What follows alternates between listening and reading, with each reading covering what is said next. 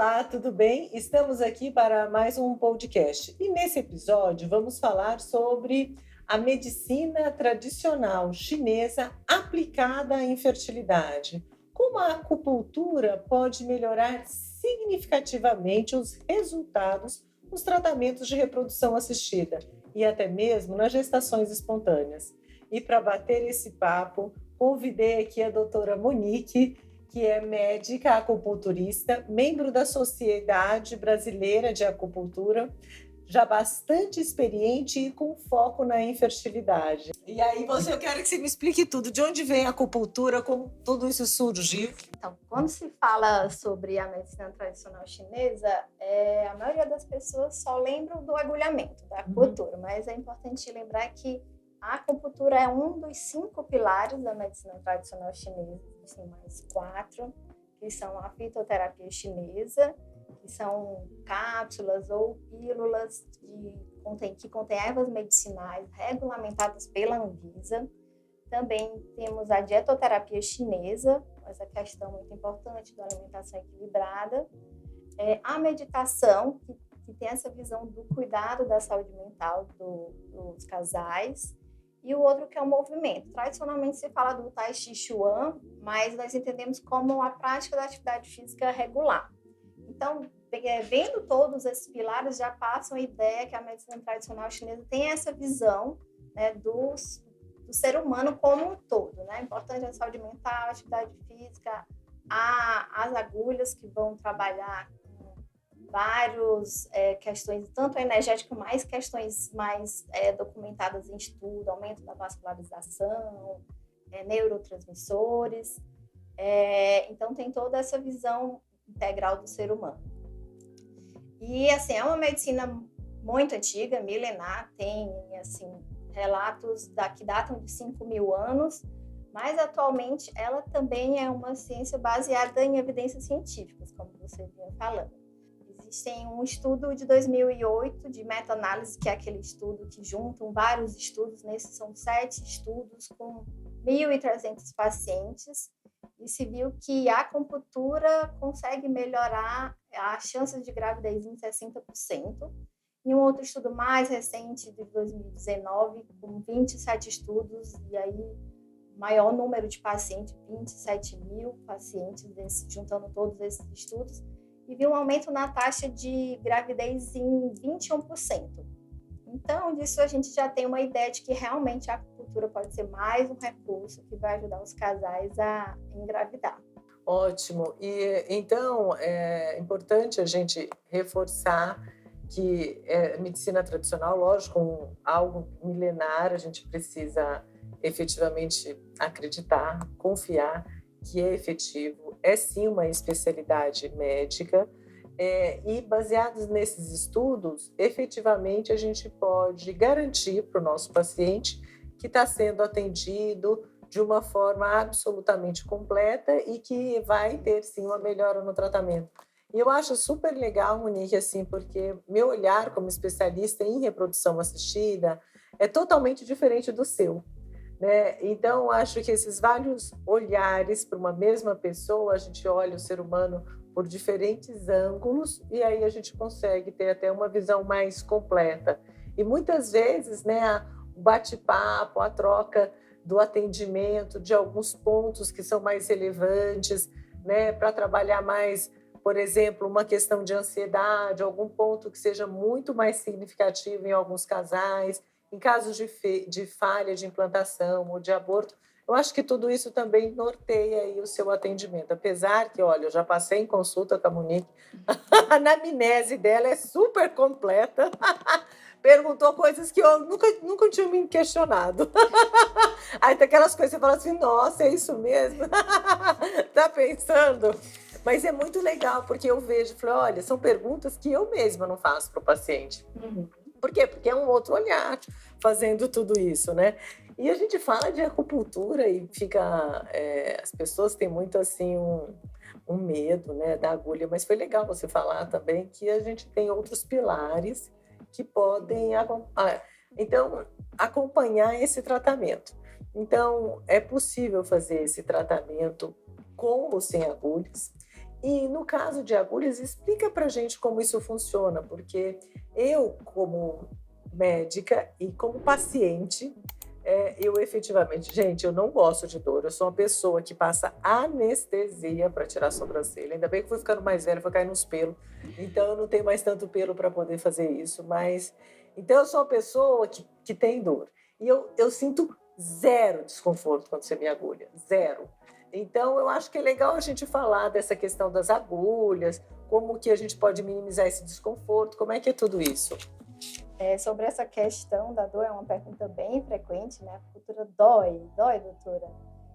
Falar sobre dor é uma coisa, assim, me limita bastante, porque dizer que não dói, né? Cada pessoa tem seu limiar de dor, o limiar de dor é muito individual, algumas pessoas realmente são muito sensíveis, mas eu costumo explicar fazer uma comparação, que a agulha da acupuntura ela é muito fina, a espessura dela é de 0,25 milímetros, em comparação, por exemplo, à agulha de vacinação, todo mundo se vacinou, né, atualmente. A agulha da vacinação tem 0,55 milímetros e uma agulha média para fazer uma punção de veia para coletar sangue para exames tem 0,7 milímetros, o dobro da agulha de acupuntura. Então, é um tratamento bem tolerável, até para quem tem pavor de agulha. Eu posso dizer que é bem tranquilo. Tem alguns pontos que realmente doem mais que outros. Alguns locais, como as mãos e os pés, doem um pouco mais. Mas a gente pode substituir um ponto que é muito doloroso para uma paciente por outros pontos. Afinal, existem mais de 300 pontos de acupuntura. E essa informação da dor também, de certa forma, também é importante para a gente, porque às vezes informa que ali tem uma certa estagnação de energia. Então, ali vale, às vezes, dependendo do local, vale a pena funcionar e estimular um pouco para promover essa liberação de energia. Ou, às vezes, a gente não funciona, mas serve como informação a mais para o diagnóstico dentro da medicina chinesa. Isso é legal, né? Porque às vezes você sente dor exatamente no local. Então, isso é importante ficar atento, assim, que às vezes o desconforto é maior para um para outro, mas depois, talvez, de uma abordagem ou de estimular aquele ponto, talvez ele deixe de ficar tão dolorido, porque meio que você sanou aquela questão, né? E a gente falou da questão da anamnese direcionada para a acupuntura, então que eu mesma, como paciente, observei que as perguntas são totalmente distintas, porque o seu olhar é muito diferente do meu. Mas como que nesse processo de anamnese, nesse processo investigativo, como que você explica mais ou menos esse raciocínio, eu sei que é extremamente complexo, de como a medicina tradicional chinesa pode efetivamente agir no sistema reprodutor?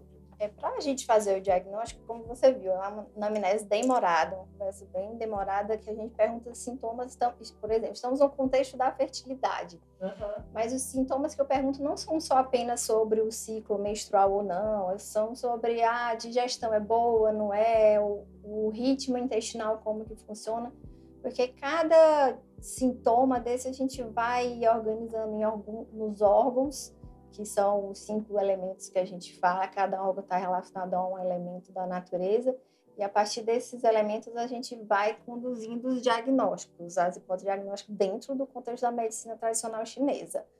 E aí outras teorias importantes é muito a relação da energia yin yang, bem simples assim, a energia yin é energia relacionada ao frio, à noite, à mulher, ao recolhimento, e a energia yang é mais relacionada ao homem, ao sol, ao dia, e à expansão. Então, a gente conversa sobre muitas coisas a respeito da vida e de sintomas da pessoa, não necessariamente queixas, mas de coisas, do seu jeito de ser, de se alimentar, para organizar um diagnóstico. Isso é a visão, vamos dizer, mais tradicional. Aí, dentro da modernidade, com os estudos científicos, o que a gente encontrou de mecanismos de ação sobre o aparelho reprodutor, vamos começar pelo feminino, para puxar o saco aí para as mulheres. A acupuntura consegue melhorar a vascularização pélvica, aumenta a vascularização para o útero e para os ovários. E isso acaba melhorando a qualidade dos óvulos, melhorando o espessamento do endométrio, e isso foi observado nos estudos com ultrassom Doppler, que viam diminuição na pulsatilidade da artéria uterina. Então, quanto menor essa pulsatilidade, né, maior o fluxo dentro da artéria. Esse é um mecanismo. Outro é a ação no eixo hormonal hipotálamo, hipófise e ovários. Ele consegue regular melhor esse balanço hormonal. Inclusive, existem estudos de uma autora que trabalha bastante com pacientes com síndrome dos ovários policísticos, que ela observou essa modulação hormonal, redução dos sinais de hiperandrogenismo, né, que é aquela coisa dos pelinhos no rosto, as acnes. E nesse estudo dela, ela percebeu, nas pacientes que fez acupuntura, percebeu diminuição da acne em 35%, diminuição da testosterona livre em 20% e aumento da frequência da menstruação 2 vezes mais. Isso lembrando que quando a gente ovula, a gente menstrua, né? Então significa que as mulheres que fizeram acupuntura acabaram ovulando mais. Isso sobre o eixo hormonal. E o terceiro mecanismo importante nesse contexto da fertilidade, e talvez seja a coisa que as pacientes mais percebem em cada sessão, é a melhora do estresse e da ansiedade, porque o agulhamento provoca a liberação de beta, endorfinas e serotonina no sangue. Então, dá aquela sensação de bem-estar. Em relação a essa liberação de serotonina, acontece no processo de agulhamento, independente da queixa em si, então, quando você vai estimulando alguns pontos. Então, se eu usar o processo de agulhamento, eu já vou ter liberação de serotonina? É maior em alguns pontos. E que geralmente são utilizados com mais frequência? Eu quase não pergunto mais se a pessoa está ansiosa. Tem pontos que a gente chama de acalmar a mente, que já colocam praticamente em todo mundo, porque está todo mundo muito estressado, nosso ritmo de vida já é muito acelerado. Mas não é o agulhamento em qualquer ponto. Essa questão da liberação está mais relacionada a alguns pontos, que aí entra um pouco naquela coisa que eu estava falando dos órgãos, Entendi. do yin, do yang, da escolha dos pontos naquela visão mais tradicional da medicina chinesa. Tem alguns pontos no corpo mais relacionados a melhorar a ansiedade. E você comentou que a gente falou en passant, assim, de várias doenças que podem ser abordadas pela acupuntura. E, de fato, existe alguma restrição de alguma questão? Porque, pelo que eu entendi, se você busca esse equilíbrio, ele não está restrito aos diagnósticos da medicina com alopatia, né? Exatamente. Então, você pode fazer uma outra abordagem independente do diagnóstico efetivo. Então, serve para o ser humano em geral, para qualquer queixa, não é isso? Porque você tem um outro olhar. Sim.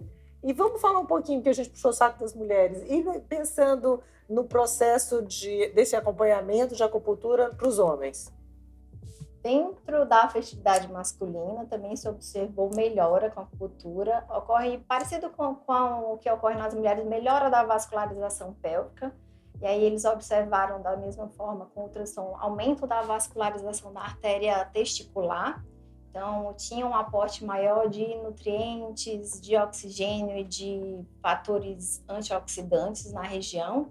E assim, acaba melhorando a espermatogênese, né, que é a produção de espermatozoides. Houve melhora também no eixo hormonal, no mesmo local, assim, né, na parte central, hipotálamo, hipófise e gônada masculina, com o aumento dos hormônios FSH e LH. Fizeram um estudo muito interessante comparando a acupuntura com uma cirurgia para varicocele, né?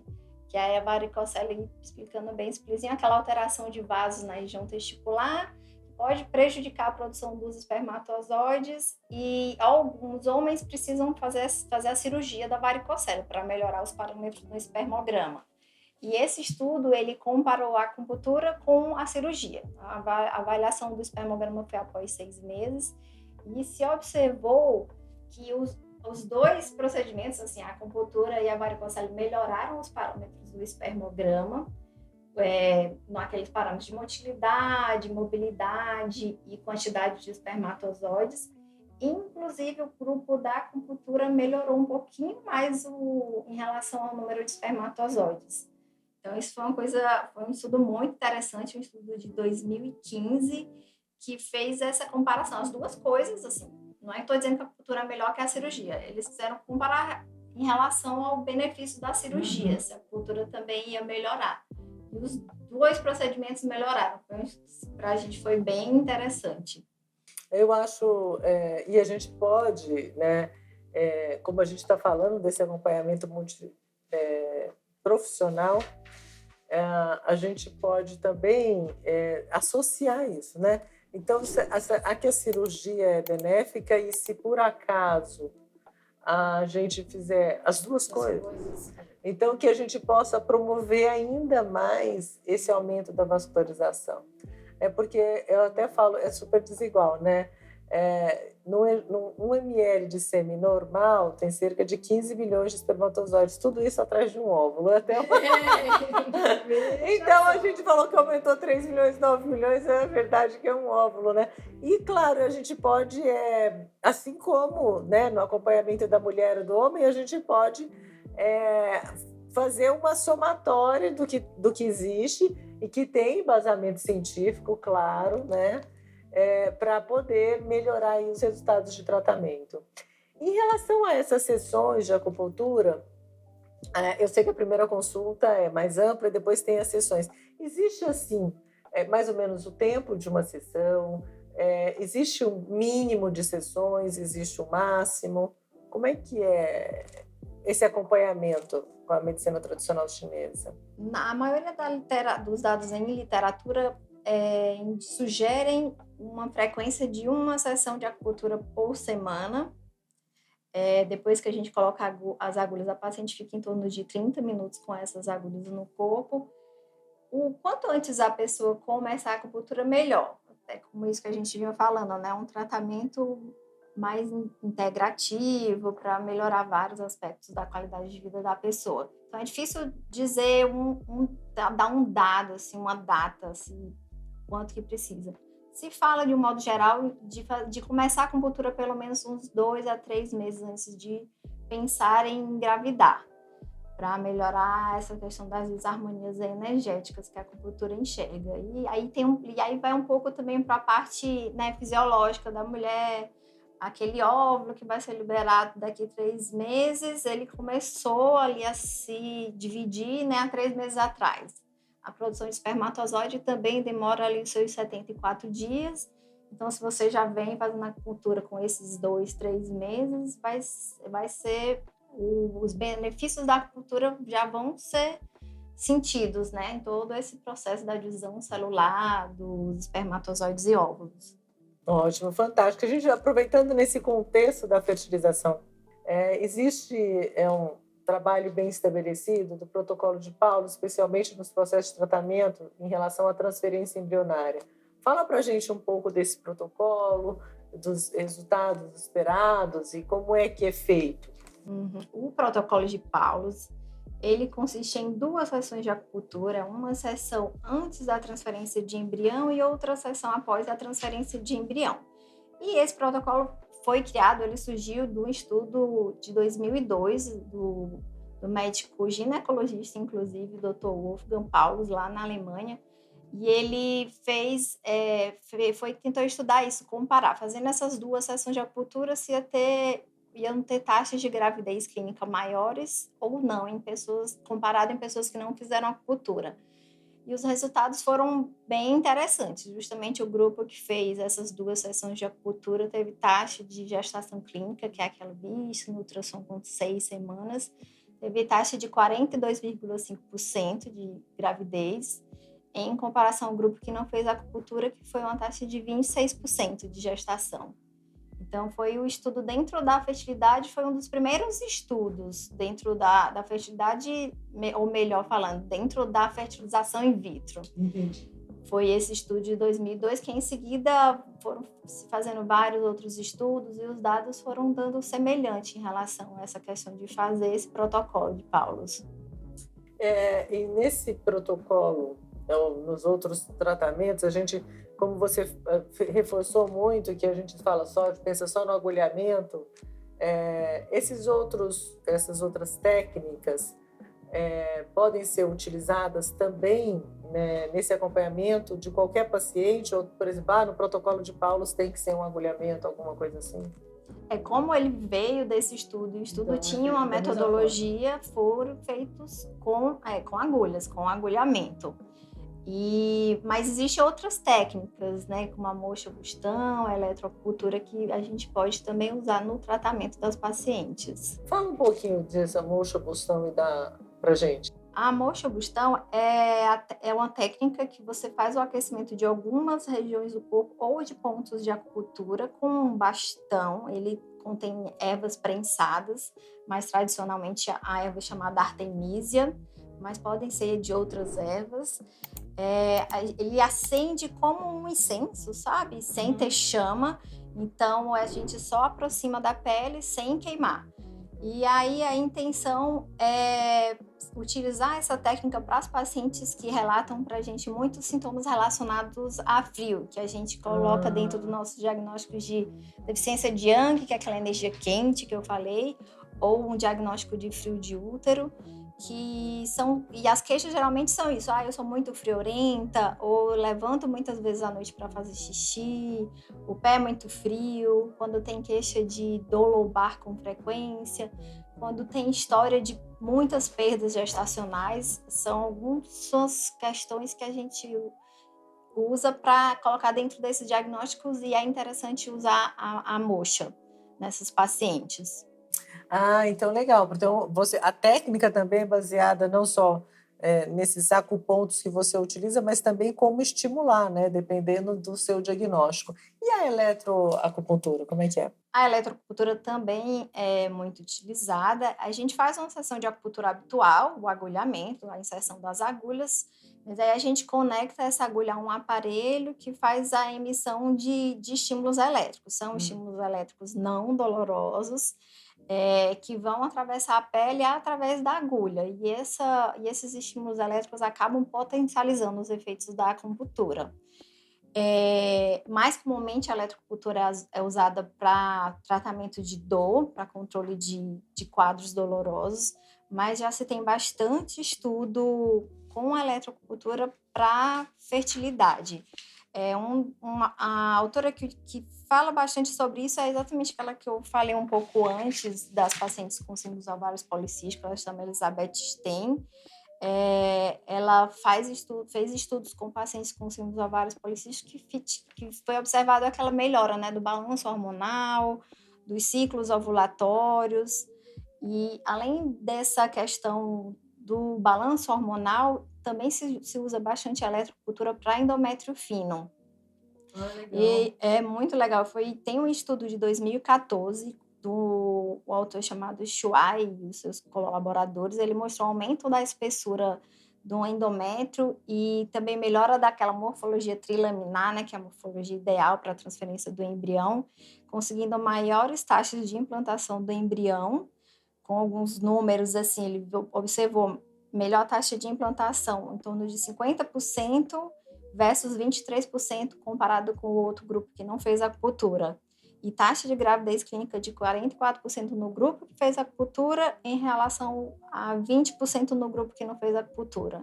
Então, a eletroacupuntura é bem interessante nessas duas situações. É fantástico, porque quando a gente pensa em espessamento endometrial, então, a grande questão da falha de implantação, né? A gente transfere embrião lindo, maravilhoso no útero e não gruda. E essa interação entre o embrião e o endométrio é algo único que acontece com aquele embrião e com o endométrio naquele momento. E, infelizmente, nos endométrios que são muito finos, essa receptividade é muito diminuída. E existem alguns trabalhos de transferência, inclusive, de células-tronco para o endométrio, que é um grupo da Espanha, que eles conseguiram um aumento do endométrio por no máximo 2 semanas, e depois voltava, quer dizer, com você, e aí depois perdi. Eles fizeram esse acompanhamento em mulheres que tinham esse endométrio já mexido cirurgicamente, tinha uma escassez de matriz celular, então por isso era tão difícil esse estímulo. Mas que legal que a gente pode também associar aí a acupuntura para melhorar essa receptividade endometrial, que eu acho que é o grande X da questão da reprodução assistida. Acho que a gente vai... Eu lembro, a minha filha era pequenininha, né, e ela me vendo trabalhar, ela sempre perguntava assim, mãe, o que você faz? Você tira o neném da barriga da moça, coloca o neném da barriga da moça, e qual que é o papel de Deus? Eu falei, a cola, minha filha. A colinha. Mal sabia ela que eu acho que o divino acompanha em todos os momentos, né? Sim. Que eu ainda falo, eu falei assim, eu tenho a minha crença, a minha religião. Eu falo, se eu for fazer besteira, melhor paralisar minha mão, porque tá aí uma pessoa que não pode errar quando está trabalhando, sou eu. E aí essa questão, e é isso, né? Então, quando eu falei para minha filha da cola, do divino, que é exatamente o endométrio, essa interação, que a gente tenta várias coisas para poder melhorar a receptividade endometrial, porque aí é o grande X da falha de implantação. Bom, eu acho que deu para a gente conversar bastante. Tem algum ponto que você quer voltar a abordar aqui? Algum comentário agora? A gente está aqui encerrando o nosso episódio. Alguma coisa que você queira reforçar em relação à acupuntura para as mulheres que estão... A gente, não tem jeito, né? Mulher mesmo, né? Que assiste a gente. Para os casais que estão assistindo, para os nossos ouvintes, vamos dizer assim, né? Eu acho que o que eu quero reforçar é, primeiro, o que a gente falou bem no comecinho, né? Não deixem de experimentar essa medicina complementar a fertilização in vitro ou a fertilidade para quem quer gestar naturalmente por medo da agulha. Esse é um ponto importante.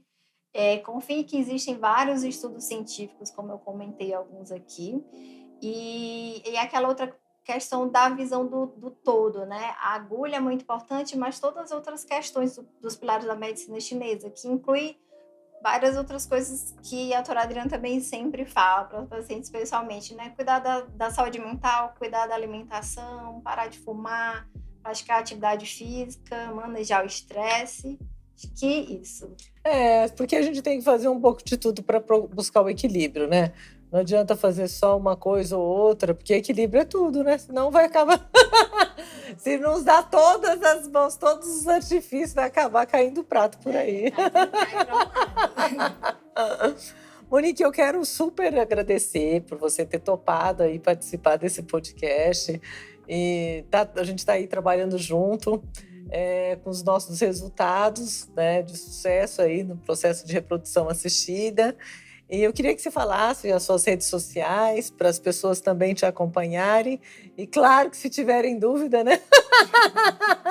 Vocês podem seguir, né, a Monique no Insta. Qual que é o seu Insta? Também quero só agradecer o convite, doutora Adriana. Eu estou no Instagram, doutora, né, dra.monique Monteiro, Monique com U, e no site doutoramoniquemonteiro.com. Estou à disposição para tirarem dúvidas, para me acompanharem, conhecerem mais coisas sobre a medicina tradicional chinesa. Ai, super obrigada. E agradeço também vocês que estão nos ouvindo até aqui, que acompanharam mais esse episódio. É super interessante a respeito da acupuntura, porque a gente fica falando só de FIV, ICSI, protocolo de estímulo, tanta coisa que vocês leem tanto. Como é que faz punção no ovário? Como é que colhe o sêmen? E daí, uma outra abordagem com outro olhar, super importante para a gente promover saúde e promover fertilidade. Gostaram? Compartilhem e acompanhem os outros episódios, que cada tema é cada um mais diferente do outro e todos se complementam, isso que é bacana. Obrigada.